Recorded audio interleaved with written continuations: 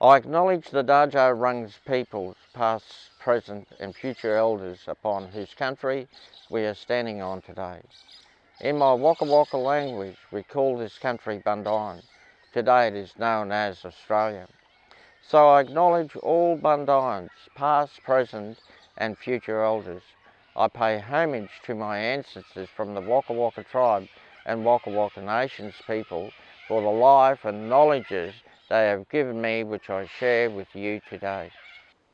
Hi everyone, I'm Uncle Pauly Chapman and I'm a Wakka man from Ipswich, Queensland. I'm currently living in central Victoria on Taronga country. Now I'm going to play the sounds of the animals on the didgeridoo. This is Colin the corroboree frog.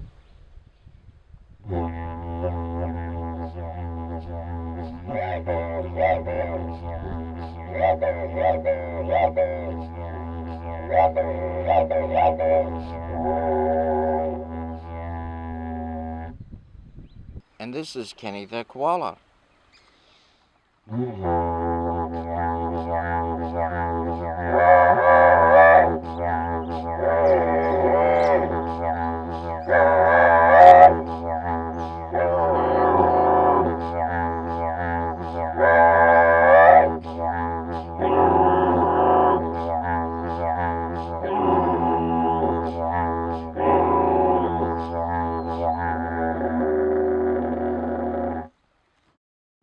This is Katie the kookaburra.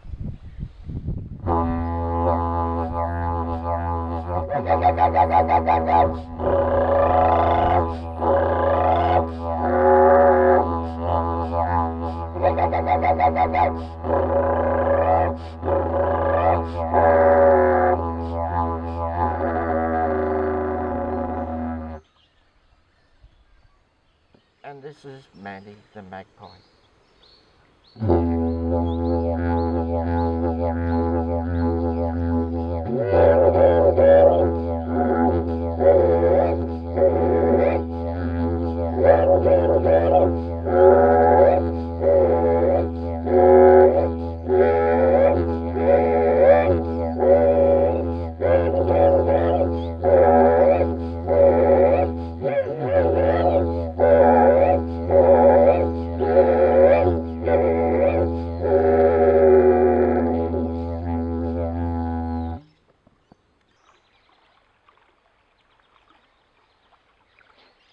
It is from the language of the animals and birds that gave Wakka people our language. Our language demonstrates how my culture belongs within nature and how interconnected we were to country and all living beings. Today we need to take that giant step to not only learn about our wildlife but how to protect them. For in learning how to protect them, we learn about their environment and our country. For without our wildlife, we have no understanding of nature or connection to the country that gives us life and how to take care of it for future generations. And now we're going to hear from a very special person, Dr. Jane Goodall. Hello, this is Jane Goodall, and I want to talk about something really exciting. Over the past year, thanks to the contributions and the support of the Phillips Foundation, the Don Hanson Charitable Foundation, the Monarchy Foundation, and the Yule Gilbar Foundation, it's been possible to create these boxes, the Roots and Shoots resource boxes. And they're going to go to 4,000 schools across Australia. So inside these incredible boxes, first of all, there's a letter which explains exactly what's in the box. And it's pretty obvious, but anyway, there's the letter. And then there are these unbelievable books. And the first one is called What on Earth? And it's the creatures you've never heard of. And I wonder how many of the students will have heard of them. It'll be very interesting to find out. And then the next one, Amazing Australia. And again, I just wonder how many students in Australia know much about the animals apart from the obvious kangaroos and wallabies and things like that. But Australia has the most biodiverse collection of animals anywhere, and it's really important that children learn about them and grow to understand them and help to try to save them, because many of them are on the verge of extinction and we've already lost some. So this is really important and fantastic. And then next comes local safari, and this is wildlife adventures at home. And this is going to encourage children, sometimes on school expeditions, sometimes in the holidays, to go and explore more about their own fantastic country and get really proud of what they've seen, what they've learned, what they can share with their friends. And then finally, we have what I think is really exciting. This is for the children and the students to take action, and that's what Roots and Shoots is all about. This is called Woody Wild, and it will involve hundreds and hundreds of children planting thousands and thousands of trees, indigenous trees, across Australia. Incredibly important now because of the terrible wildfires that swept across the country last year. These resource boxes and their contents are going to inspire the next generation of young conservationists and environmentalists who will be out there helping to make the world a better place. Thank you, Jane. So now I would like to read to you the closing passages of Dr. Jane Goodall's inspiring foreword to our children's book An Antechinus in the Attic. In this foreword, Jane refers to how important stories are because they touch our hearts and minds in very powerful and lasting ways. Jane says, "Who knows how many of the young people who read this book will become the next generation of conservationists, scientists, nature lovers, and of course, storytellers. The lovers of animals, the protectors of the natural world, the activists who work to raise awareness and introduce legislation to save our heritage before it is too late." The most important message she has for everyone is the cornerstone of our program for young people everywhere. Remember that every day you live, you make some kind of impact on the planet around you, and you can choose what sort of impact you make. Together, we can create a kinder and more compassionate world, where head and heart work in harmony, and where we respect each other, the animals with whom we share this planet, and the places where they live. Oh, we're on! Hey, look, Win! Hi, it's Ben from Jane Goodall's Roots and Shoots Australia here, coming to you from Melbourne, Victoria. A reminder that you will see many cute and cuddly creatures in this episode, many you might not have seen before. But unlike my cute and cuddly pet Dash and Winifred here, these animals are wild animals. JJA and SBN do not endorse the handling or being in close proximity of wild animals by persons other than the qualified professionals like the carers, keepers and scientists featured in these videos, who are licensed handlers and comply with Australian standards of wildlife care. Well, bye for now, enjoy the episode, and Winnie and I will be watching from here in Melbourne, won't we, Win? Hi everyone, I'm Maya, coming to you from Sydney. I'm a youth leader at JGI Australia's Roots and Shoots, and I'm also very lucky to have been a member of the Youth at the Zoo volunteer program at Taronga Zoo. Now, I hope you've been enjoying an action-packed week as we celebrate our wonderful Australian wildlife. I know I certainly have been learning a lot as we travel around the country. And now we're going to meet even more of our curious creatures leaping across the pages of An Antechinus in the Attic. So today, it is my great pleasure to introduce to you some pretty unique and remarkable Australian animals. We're actually going to travel to Taronga Zoo and find out what they're doing to help conserve Penny the platypus, and we'll introduce you to Bob the bilby while we're there as well. Bye for now. Today we're here on the Pauly River where we've actually just released a male platypus back to the wild. When we had a look at him this morning, he appeared brilliant. You know, he's in great condition. What we wanted for him was to see him at around about 1 to 1.4 kilos, and he's right on 1.3, so we're quite happy with that. His tail condition is fantastic, so it demonstrates that he's got some reserves. Straight away when we put him in, he was just demonstrating normal behaviour, which is what we want to see. Obviously for us, we did expect that maybe he might take off straight away, but in fact he just hung around us a little bit, felt the waters, and then eventually just swam off to the bank where he's hung for the last half an hour. We've released him as early as we can today to give him today to actually find as many spots as possible that he could potentially hide in. What we want for him is to be able to find deadfall in the river where he can hide in. We've picked this spot specifically because of how much opportunity there is here for him. If you're visiting a place like this where there are a few tourist parks around, people often do bring their dogs as well. I guess so one thing that I'd ask is that you try and look after your animals as best as possible, keep them close on a lead. Platypus can unfortunately fall victim to dog attacks. But I guess also when fishing in areas like this, sometimes yabby traps are used in water bodies like the Colo River, and unfortunately they catch non-target species like the platypus.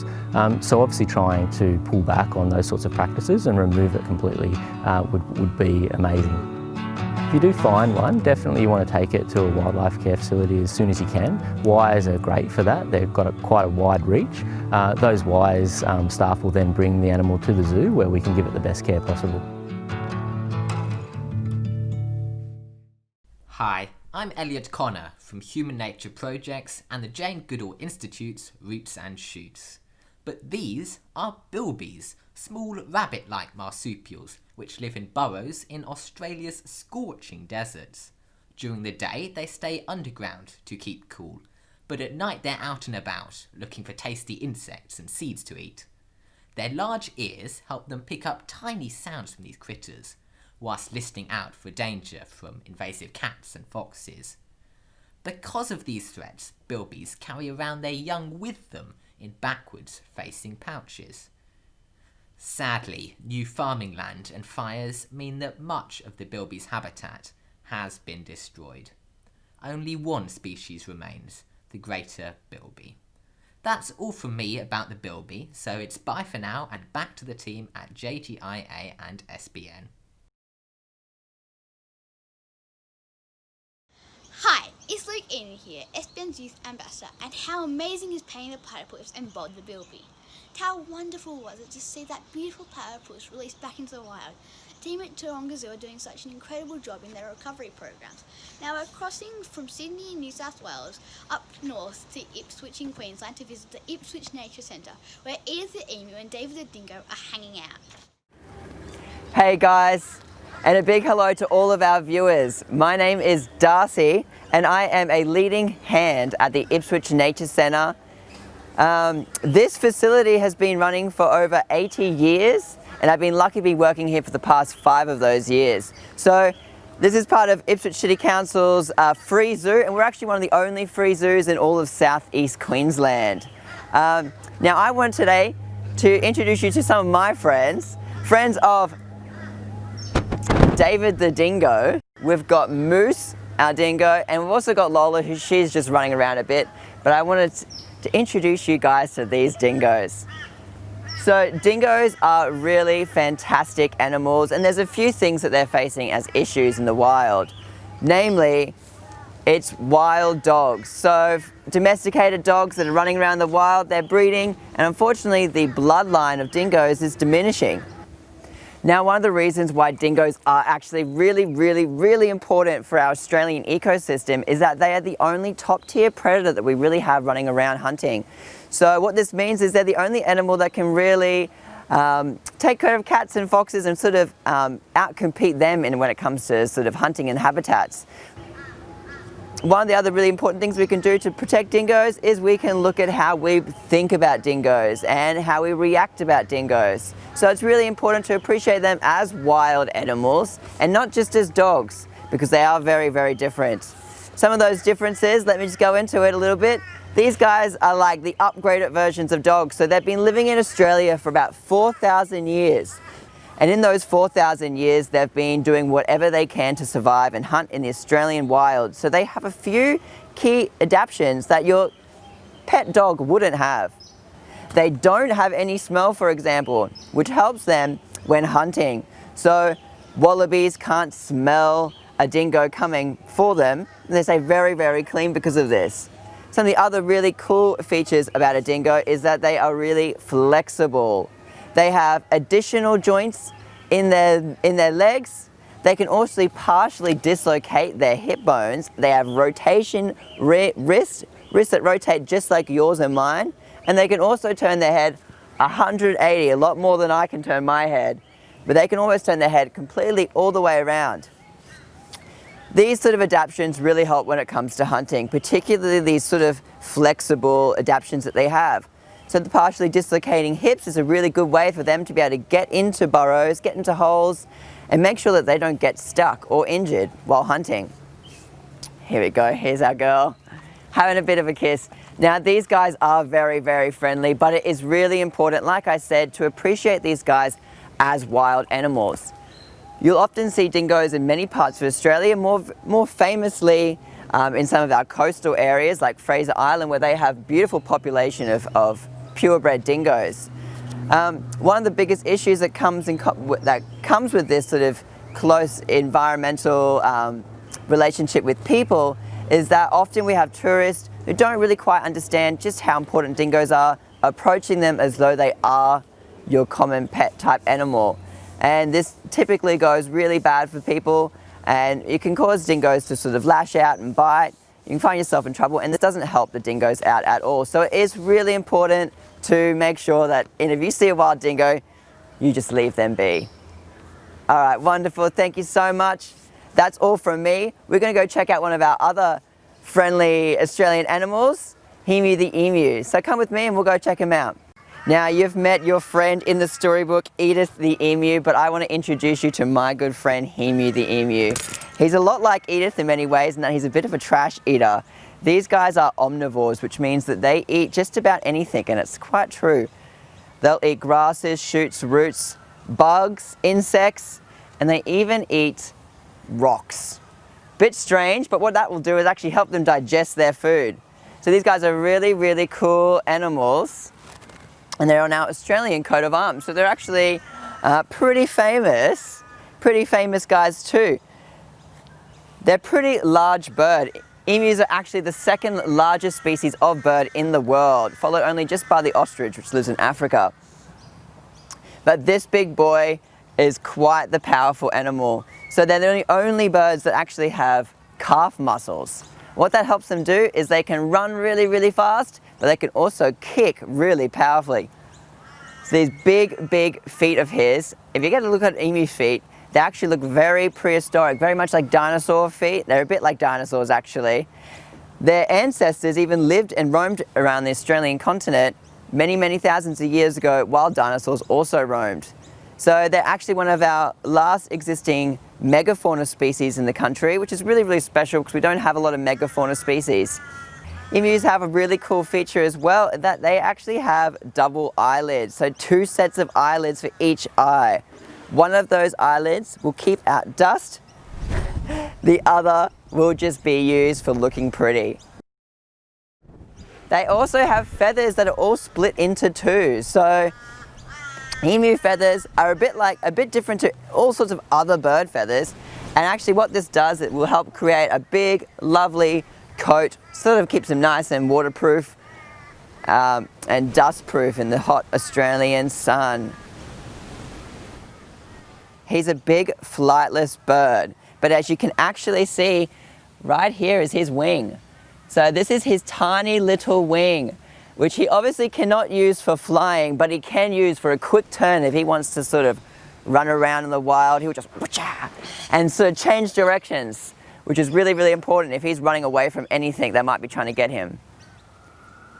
Okay, so this has been a great pleasure working on giving you guys a bit of information from some of the animals in your storybook, An Antechinus in the attic, from myself, from Lola and Moose, our dingoes, and from Emu the emu. That's a really big thank you and goodbye from us at the team at Ipswich Nature Centre. See you later, guys.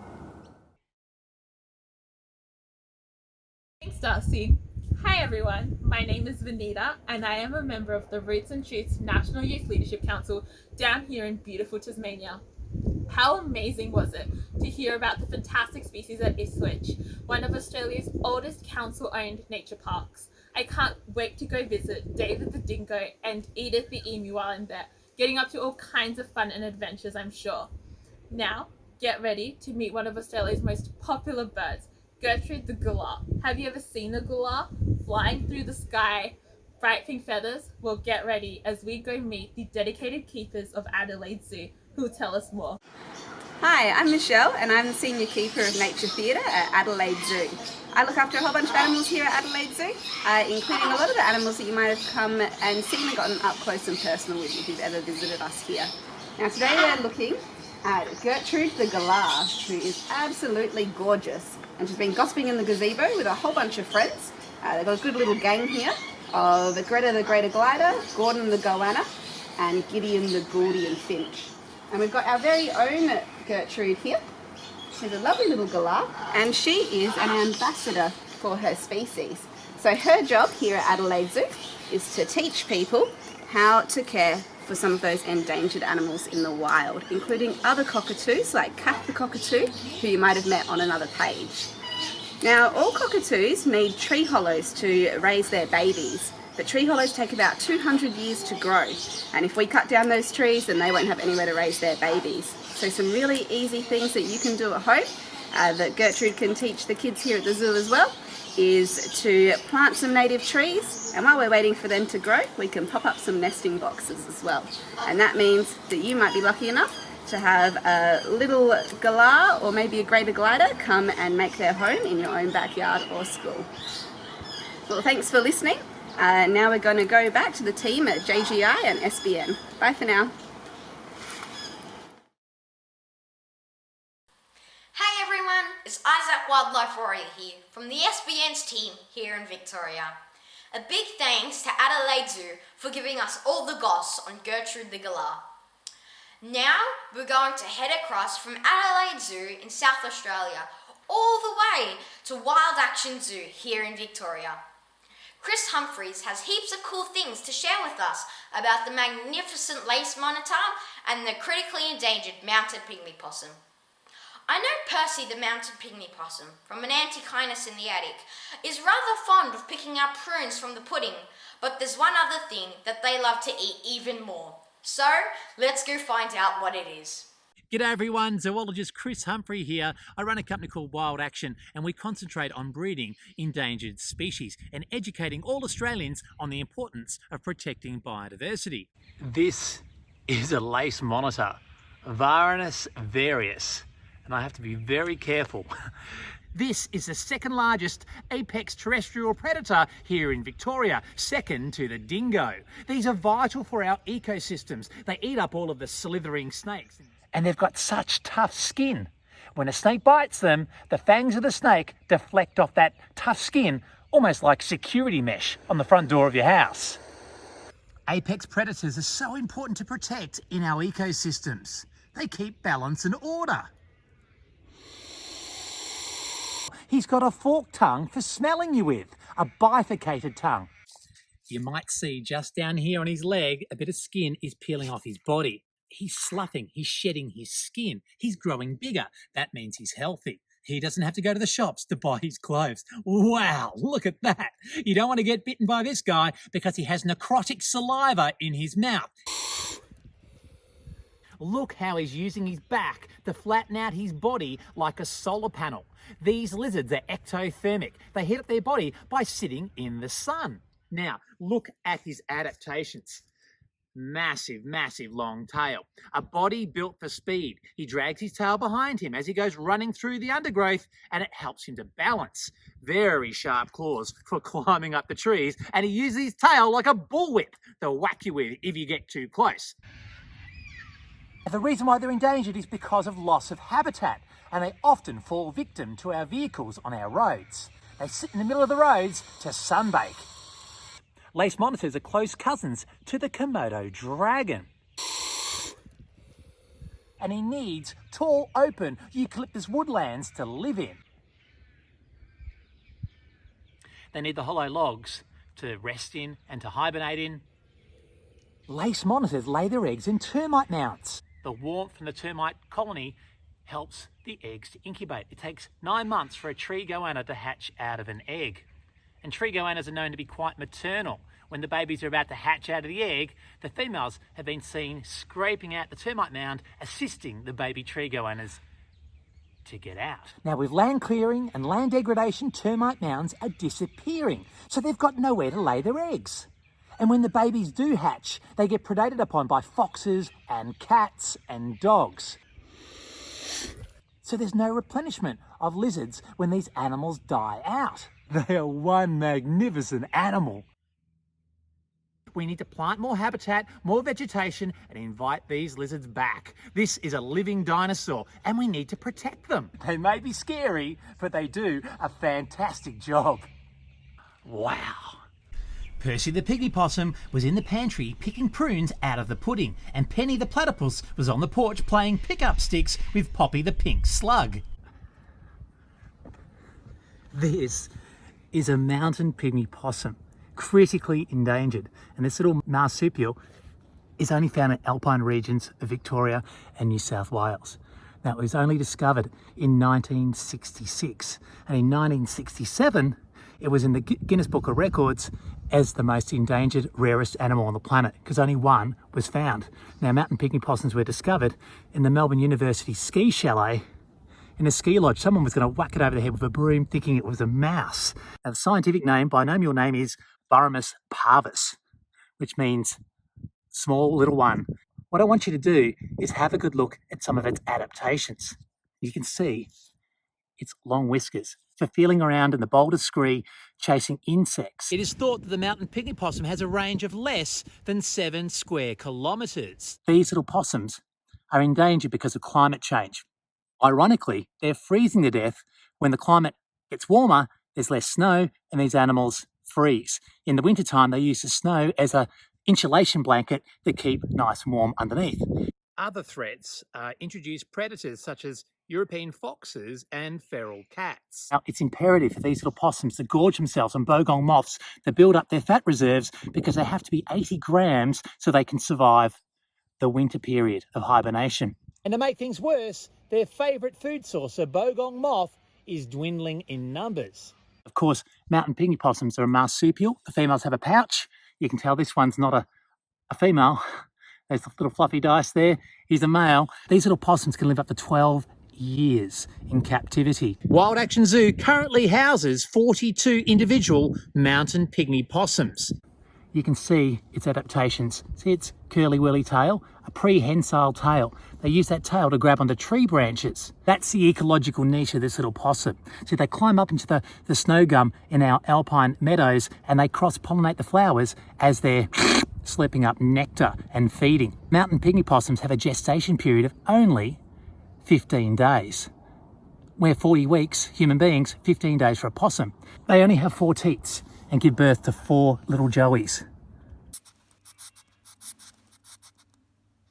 Amazing creature, critically endangered, and these little possums need our help. And you can help out too by locking up your cats and not letting them run around. And when you go to alpine areas, make sure that you drive slowly at night time, because these little possums walk across the road and they get run over by our vehicles. These have to be one of my favourite little marsupials in the world. Percy the pygmy possum, I love you. Mwah. Well, that's goodbye from me and my animals. It's back to the JGI team and SBN. Hi everyone, I'm Rebecca from the Jane Goodall team, coming to you from Brisbane. Thanks so much to Chris at Wild Action for introducing us to the likeable lace monitor and adorable mountain pygmy possum. Isn't it amazing to think that the mountain pygmy possum is one of Australia's most critically endangered marsupials and lives on just a few mountain tops across Australia? One of the ways we can help the pygmy possum is by assisting the bogong moth, their favourite food, to travel along their migration route by turning off our outdoor lights and helping them to find their way to the pygmy possum's home. Okay, it's time to travel to Perth Zoo in Western Australia to meet the team looking after our water-loving Tammy, the Western Swamp tortoise. It's over to you, Perth Zoo. Hi, my name's Kate and I'm from Perth Zoo. I'm one of the Discovery and Learning Officers, and my job at the zoo is to teach all the wonderful children that come to the zoo about the animals that we look after and love here. And I've got a very special part of the Antechinus and the Attic story, and it's actually about one of the amazing animals that we have here at the zoo. In the story, it is Tammy the tortoise. And I'd really like to show you a real Tammy the tortoise. This little guy here is a western swamp tortoise, and these guys are only found in Perth, so they're very, very special to us, and they're actually a critically endangered species that we breed here at the zoo. And there's only a couple of hundred of them out in the wild, so they're critically endangered, and very important that we care for them in the wild and make sure there's always a special home for them here. So in my right hand is our youngest hatchling for this season, and in my left hand is currently our oldest male in the breeding program. One of the problems we are facing now is a lack of habitat, largely because those areas where they would have normally been found are becoming drier and drier every year. And when you're a turtle that relies on the water, when your wet period decreases, it becomes harder for the species to survive. Some of the things that you can do to make sure that we look after animals in the wild is, when you're lucky enough to go out to the bush, always make sure that you stay on the tracks, take your rubbish home with you, and never take anything from the bush. The only thing you can really take photos of pictures of animals that you've seen. So there's some of the things that you can do to look after animals in the wild. Okay everybody, it's bye from Tammy the tortoise and me here in Perth, and back to you guys in the studio. Before we leave Perth Zoo, here is a very special treat for you. Just look at this gorgeous baby numbat. Have you ever seen something so cute? Did you know that baby numbats are called joeys, just like baby kangaroos? Perth Zoo is doing such amazing work to ensure we save these unique Australian mammals from extinction.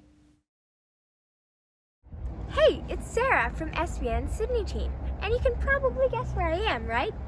It's so great to see that the Perth Zoo is doing everything they can to care for the western swamp tortoise, because Tammy is in quite a bit of strife with so few of her family left in the wild.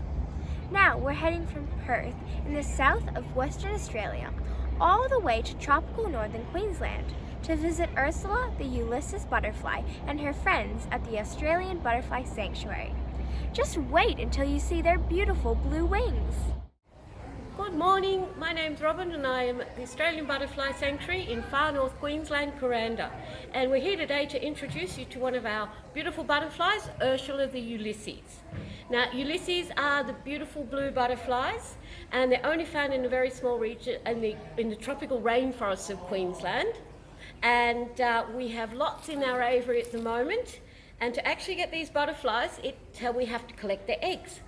And once we've collected the eggs, it's 5 days until those little tiny baby caterpillars hatch out. And then we have to take very good care of them. We have to give them fresh food every day. And we have to feed them for at least 3 weeks until they're big enough and they have all the building blocks to make the butterfly. Then the butterfly pupates. So it's like they're having a big sleep where they make a chrysalis, and then all the body of the caterpillar breaks down, and then it reforms slowly into this gorgeous blue butterfly.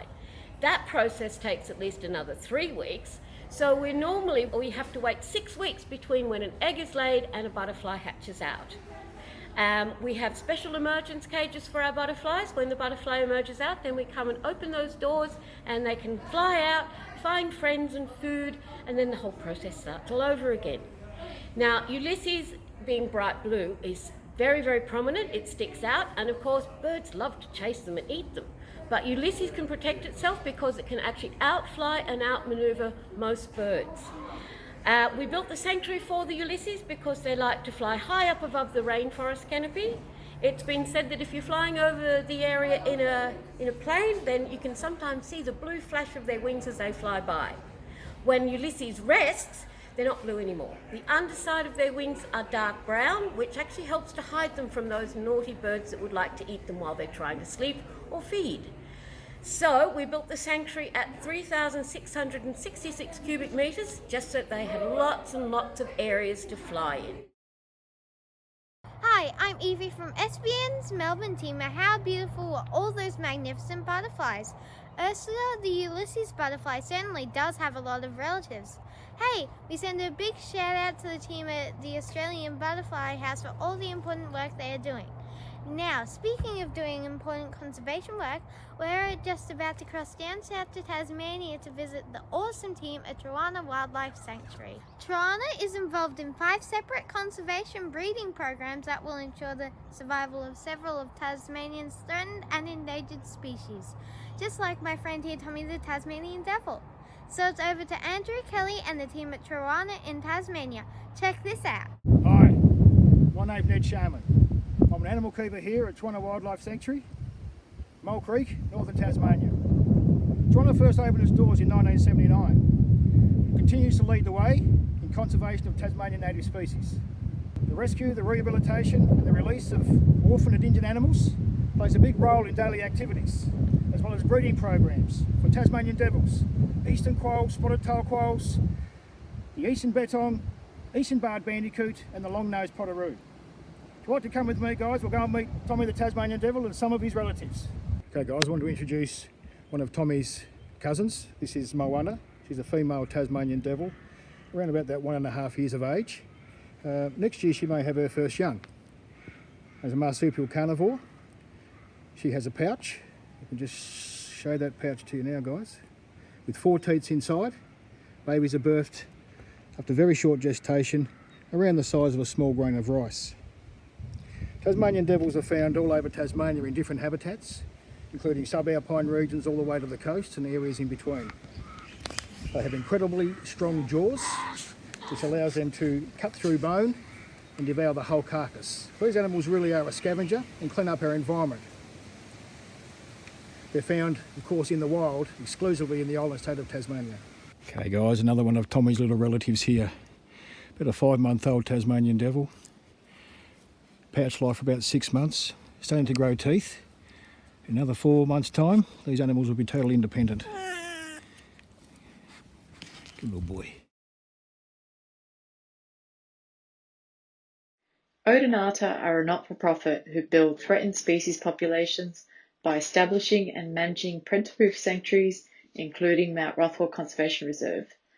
Species we protect include southern brush-tail rock wallabies, eastern quolls, eastern barred bandicoots, bushstone curlews, and eastern bettongs. This year, Odonata undertook the mammoth task of evacuating the captive population of critically endangered southern brush-tail rock wallabies from the bushfires in the ACT.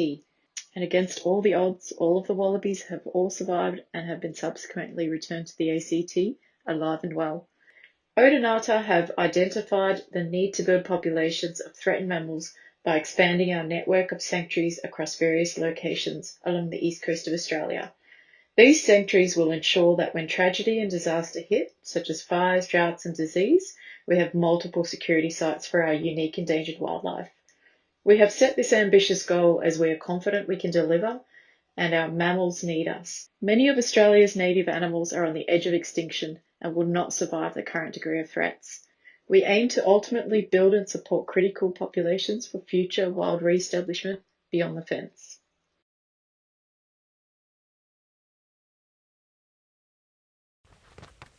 Hi everybody, Ben here from Jane Goodall's Roots and Shoots, coming to you from Melbourne, Victoria, where I'm still in my backyard looking for wildlife. Well, I gotta say, it has been so cool learning about all these characters from An Antechinus in the attic, and the great thing is that we can each take a next step in looking after these animals and plants in the wild. You can visit a zoo, wildlife sanctuary or wildlife park or centre near you to learn about the conservation programs and efforts being made to help these species in the wild. You can also join Roots and Shoots Australia with me and the team as we look after wildlife around the country. Head to rootsandshoots.org.au today to find out heaps of great free resources, activities and ideas to kickstart your own conservation adventure from your own backyard there at home. Right now we're going to cross over to Kenmore South, where there's some Roots and Shoots leaders who've come up with a pretty clever way of using everyday items to create brand new homes for their local possums. Hi, I'm Millie Chappell. And I'm Erin Animat. We are the Roots and Shoots captains of Kimmer South State School. We are learning how to rewild our school. Today we're going to teach you how to make an artificial ringtail possum drey. For this simple project, you will need a wire hanging basket. The bigger the better. You will also need some coconut fibre, You'll need some wire cutters, scissors and zip ties.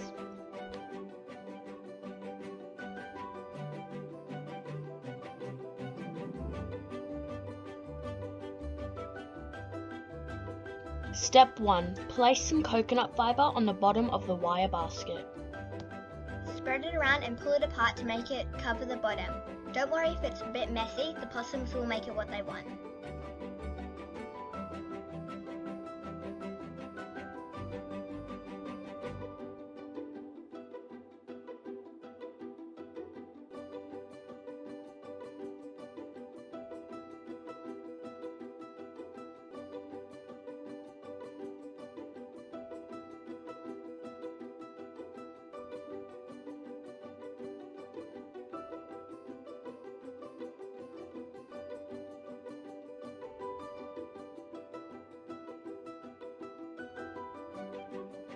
Then pull apart the wires to make an opening for the possum.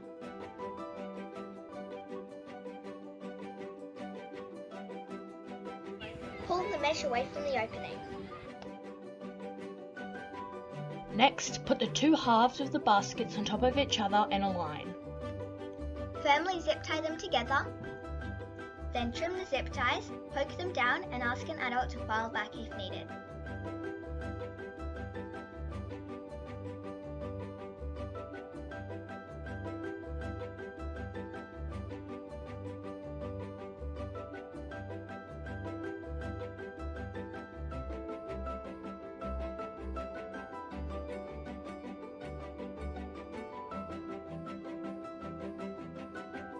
And this is the finished result of our artificial possum drey. Thanks for watching our video so you know how to rewild your school. Fantastic, Kenmore South. What a great idea. Thank you for sharing those ideas. I might try and create a possum drey out of everyday items in my home as well. It's cool to see that students all over Australia are leading the way in looking after our wildlife. Now we've got a really special treat. We are going to hear the first few pages from the book The Dream of the Thylacine, a new book created by Margaret Wild and Ron Brooks, courtesy of Storybox Library and publishers Allen and Unwin. Then we're going to hear from Corey Tutt, founder of Deadly Science, who's going to be the EndNote speaker wrapping up this week of wonderful conservation episodes. Ailing am I, in cage of twisty wire, cold concrete. Mourn, ache, yearn. Know you not that my heart is a forest? Run with me through trees of striply bark. Run with me over creeks of flickering fish. Run with me where the snow falls slow. Yama everyone, my name's Corey Tutt. I'm a proud Kamilaroi man. Let's make sure that today, this week, and for the rest of eternity, that we ensure that we look after all species on Earth, so we can ensure that no more species, Australian species like the thylacine, become extinct.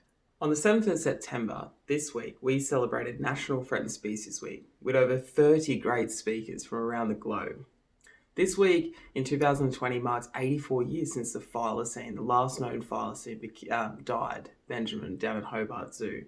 Caring for country is so important. It's been so important with my people, the Kamilaroi people and Aboriginal people all across Australia, and we've preserved and looked after the species. With over 1,800 species critically endangered, we need to step up. We need to continue to care for country because we're here for a short time and a lot of these animals are disappearing before our very eyes. If you've got a passion for science or wildlife or any form of nature, I encourage you to follow it so we can keep caring for country, no matter where you're from, and species so we can preserve them for future generations. We hope everyone is now feeling really inspired and motivated to care for our wonderful wildlife and this great country that is their home and ours, Australia. I know I am.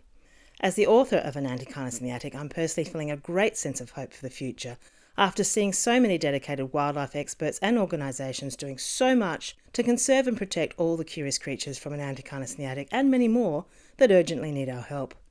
I would like to personally thank everyone who has collaborated for this national launch, and especially our keynote speakers, in order of appearance, Graz van Egmond, Dr. Sally Box, Dr. Ian Redmond, Wakka Elder Uncle Pauly Joe Chapman, Dr. Jane Goodall and Corey Tutt. I send a very special heartfelt thank you to Mike Mollard for his brilliantly exuberant illustrations that have brought all the characters from An Antechinus in the Attic to life. It is my sincere wish that this book will encourage children to fall in love with Australia's unique wildlife, as we always want to protect those that we love. Every purchase of this picture book is supporting conservation and youth initiatives around Australia, and throughout September, the book is also supporting the work of many of the organisations featured in this series. Remember, every day we can choose our actions, so let's all take whatever actions we can to ensure Australia's precious species can thrive for all the future generations ahead.